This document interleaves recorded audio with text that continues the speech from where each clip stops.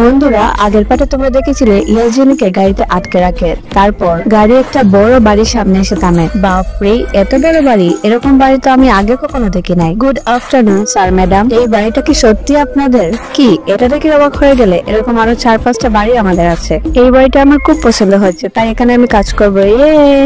এতে তো জামা কাপড়, জুয়েলারি, ও মাই গড, আমি তো বুঝতেই পারছি না কোনটা থেকে কোনটা পরবো। স্যার, ম্যাডামের আদেশ, এই মেয়েকে আপনাদের 3 ভাইয়ের মধ্যে থেকে একজনকে বিয়ে করতে হবে। কি, একটা কাজের মেয়েকে আমি আমার বউ বানাবো? ওকে আমি বিয়ে কখনোই করতে পারবো না। এটা ম্যাডামের আদেশ স্যার। এখানে একটা শর্ত আছে, জেনি ম্যামকে এই বাড়ির বউ হতে হলে আগে থেকে প্রমাণ করতে হবে তিনি এই বাড়ির যোগ্য।